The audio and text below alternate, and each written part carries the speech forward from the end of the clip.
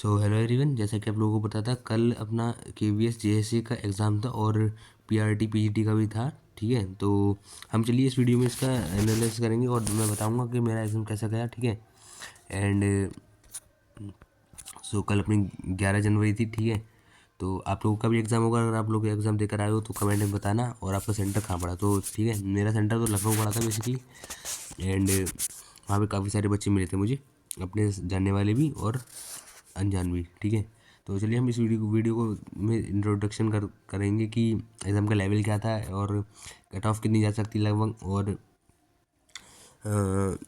Best attempt क्या थे। ठीक है, सारे सेक्शन के बारे में बात करेंगे। तो चलिए स्टार्ट करते हैं। तो ऐसी ही वीडियोस के लिए पहले मैं आपको बता देता हूँ, इस चैनल को सब्सक्राइब करके रख लीजिए एंड वीडियो को लाइक कर दीजिए, ताकि मैं आपको ऐसी वीडियो के अपडेट्स मिलते रहें। ठीक है, सो नीचे चलते हैं, नीचे नीचे नीचे। तो एग्ज़ाम का ओवरव्यू ये था। पहले तो अपने ये OMR बेस्ड टेस्ट हुआ। ठीक है, और ये अपने जेएसए का एग्ज़ाम था, और आपने आपका देखो कल पीआरटी वगैरह का भी था, पीजीटी का भी था। तो चलो देखते हैं। एग्ज़ाम पैटर्न तो यही है जो आपको पता ही है। ठीक है, तो एग्ज़ाम लेवल लेवल बताऊँ मैं। एग्ज़ाम का level overall easy to moderate था। ठीक है, बेस्ड ऑन माय एक्सपीरियंस। और अगर सबकी बात करें तो टफेस्ट सेक्शन की अगर बात करूँ तो टफेस्ट सेक्शन मुझे कौन सा लगा जो है, टफेस्ट सेक्शन हम कह सकते हैं जीके को। जीके को टफ, अगर मैं लेवल वाइज लगाऊँ ना, सबसे पहले लगाओ आप जीके को, उसके बाद लगाओ आप रीजनिंग को लगा सकते हो, क्योंकि रीजनिंग में टाइम काफ़ी ज़्यादा वेस्ट हो गया। और उसके बाद इंग्लिश और हिंदी तो बहुत ही आसान था, ये दोनों को बराबरी बराबरी मान लो। ठीक है, कंप्यूटर भी बहुत ही लो लेवल का था। ठीक है, तो बस यही था। और फिर हाँ, और फिर मैथ में मेरा बस एक क्वेश्चन छूटा था। मैथ में बस एक क्वेश्चन छूटा, वो उसमें मैं काफ़ी बार टाइम किया, मैंने बहुत ही ज़्यादा टाइम वेस्ट कर दिया उसमें क्वेश्चन में, बट उसका आंसर नहीं आ रहा था। तो इसमें मेरा बहुत दिमाग ख़राब हो रहा था, है ना। और वो क्वेश्चन था वो एवरेज वाला, जिसमें कि जो है 15 लोगों का एवरेज इतना था, उसमें 64 को हमने 61 लिख दिया गलती से, है ना। 3 हमने जो है बढ़ा दिया, तो हमने 3 कम करना पड़ेगा ना, तो वो उसी वाले एवरेज वाले में मेरा टाइम बहुत वेस्ट हुआ। तो ये तो उसके मेरे टफेस्ट मैंने सेक्शन वाइज बता दिया आपको। ठीक है, मोस्ट स्कोरिंग सेक्शन आपका था कंप्यूटर। कंप्यूटर बहुत स्कोरिंग था, एंड हिंदी इंग्लिश, है ना, ये थे। Comparison SSC bank bank exam की अगर बात करें तो एसएससी का एग्ज़ाम तो बैंक का एग्ज़ाम तो कोई लेवल ही नहीं है। बैंक का एग्ज़ाम काफ़ी टफ होता है। एसएससी के लेवल में एसएससी एमटीएस के लेवल का मान लो उसको। ठीक है, आगे देखते हैं। अगर अगर देखो भाई मैं आपको अभी बता देता हूँ, अगर आपके हिसाब से इसका लेवल कुछ और था, अगर आपको इसका लेवल जो है टफ लगा हो या फिर इजी लगा हो, तो मुझे कमेंट में बता देना भाई। ये मैं अपना हिसाब से बता रहा हूँ कि मुझे क्या लगा। अब मुझे कुछ क्या पता मुझे जो कठिन लगा वो आपके लिए बहुत आसान हो, है ना। क्या पता जो मैं बोल रहा हूँ उसका उल्टा ही हो, है ना। क्या पता जो लेवल आपके अभी भाई ये सबके अनुसार डिपेंड करता है। जो जितना पढ़कर आया है उसको, जो ज़्यादा पढ़ा है वो उसको आसान लगेगा, जो कम पढ़ा है उसको थोड़ा टफ लग सकता है। ऐसा भी हो सकता है भाई, है ना, या फिर मैं गलत हूँ तो भाई। ठीक है, बाकी तो आंसर के आने के बाद ही देखेंगे क्या रहता है।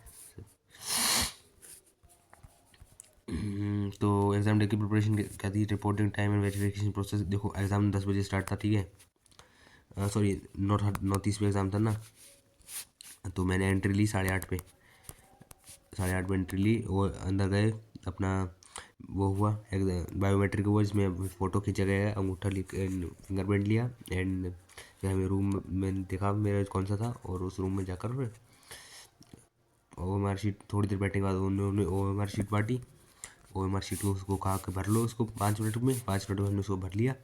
फिर कहा कि 10 मिनट 5 मिनट बाद इसको खोलना है पेपर को 5 मिनट बाद खोला, और कही अब स्टार्ट कर दो। फिर हमने स्टार्ट कर दिया। देखो एग्ज़ाम में टाइम की कोई दिक्कत नहीं हुई, टाइम मुझे भरपूर मिला। टाइम की तो बिल्कुल ही दिक्कत नहीं हुई। सही है, 2 घंटा सफिशिएंट था, मेरा 1 ही घंटे में हो गया था पेपर। अब बिहेवियर ऑफ इन्विजिलेटर्स बात करें तो वो भी अच्छा था। एयरपोर्ट टाइम में सिस्टम कंडीशन एंड सीटिंग, ये भी वो भी ठीक थी। देखो हमारे रूम में जो था, एक बेंच पर एक बच्चा बैठा था, पर एक ऐसा भी स्कूल था जहाँ पर एक लंबी वाली बेंच थी, जिसमें एक बच्चा यहाँ बैठा था, एक बच्चा यहाँ बैठा था, दो बच्चे बैठे थे। और मेरा दोस्त बता रहा था कि उसकी पीछे वाली जो लास्ट वाली बेंच थी, बैक बेंचर्स वाली, उसमें बच्चे आप आपस में पूछ ही रहते एक दूसरे से ऐसे ऐसे। तो ये मुझे थोड़ा सा डाउट लगा भाई ऐसा क्यों पूछ रहे थे। तो ठीक है, एनी टेक्निकल इशू कुछ नहीं हुआ। Your mental state during exam it was fine, और कह सकते हैं गुड। ठीक है, अब मैं आपको एक बहुत ही इंटरेस्टिंग केस बताऊँ। मेरे इंटरेस्ट केस में क्या हुआ, एक मेरे पीछे एक लड़की बैठी हुई थी। ठीक है, यहाँ मैं बैठा हूँ, मेरे पीछे एक लड़की बैठी थी। अब टाइम ख़त्म हो गया, ठीक है, 2 घंटे हो गए, 11:30 बज गए। फिर उन्होंने कॉपी जमा करनी स्टार्ट की, मेरी चीज़ ले ली। फिर जब इस लड़की से कॉपी लेने तब ये लड़की जो है काफ़ी ज़्यादा बहाने बनाने निकली कि जो सर मैं मेरा कुछ बहुत सारा पेपर छूट गया है, कुछ गोले बनने रह गए हैं, तो मुझे टाइम दे दीजिए। ठीक है, तो उन्होंने कही चलो टाइम दे दिया है तुम्हें। तब तक इन लोगों ने और बच्चों की कॉपी वो शीट जमा करने लगे। तब तब ये जो है मेरे से पूछ रही कि भाई ये वाले क्वेश्चन का आंसर बता दो, इस वाले क्वेश्चन का आंसर बता दो, ये वाले क्वेश्चन का आंसर बता दो। मैंने कही कि भाई है ना, तो ये ऐसी चीटिंग पूछ रही थी। फिर जब ऐसा करते हुए मैडम ने देख लिया तब उन्होंने छीन ली इससे कॉपी। ये हुआ था,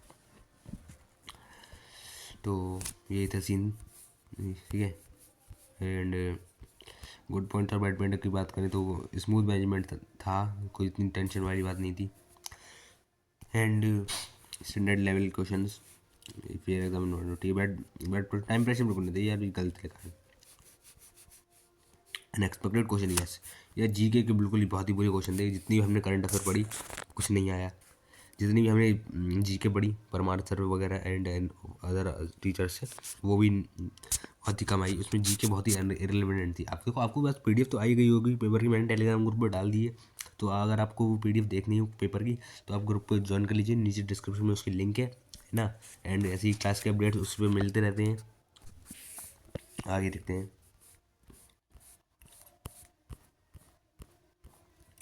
cut off and exam attempt study. तो यार मेरे अटैम्प्ट अगर मैं बताऊँ, मैंने 100 में से कितने अटैम्प्ट किए होंगे, मैंने लगभग किए होंगे, देखो सबसे ज़्यादा क्वेश्चन मैंने जी के छोड़े, 20 क्वेश्चन छोड़ ही दिए होंगे ना, 20 नहीं यार, 15 क्वेश्चन छोड़ दिए होंगे, है ना। और 15 क्वेश्चन तो लगभग 75 नहीं यार, मैंने करे होंगे लगभग 80 अटैम्प्ट। 10 क्वेश्चन छोड़े, 80 अटैम्प्ट करे होंगे मैंने। एंड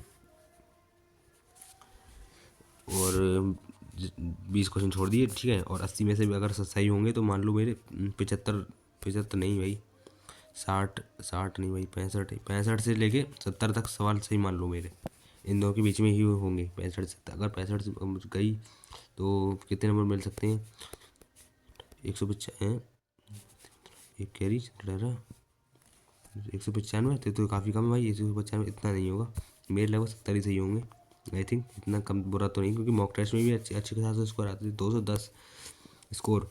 अब 210 से में कट ऑफ लगभग कितनी जा सकती है, पेपर का लेवल आसान था तो कट ऑफ भी लगभग 210 से ऊपर ही जाएगी। और क्या पता, मुझे अपने अटैम्प्ट एग्जैक्ट पता नहीं है यार, इतने कम नहीं होंगे मेरे साथ। 70 तो अगर मैंने देखो 80 अटैम्प्ट करे ना तो 80 थी या 240, देखते हैं भाई क्या रहता है यार। आंसर की वगैरह आएगी तब देखेंगे, एंड जो है रिजल्ट आएगा तब देखेंगे। अभी फालतू में अपना दिमाग ख़राब करने से अच्छा है अब आगे किसी एग्ज़ाम की तैयारी करो, है ना। अपना फालतू में टेंशन हो जाएगी।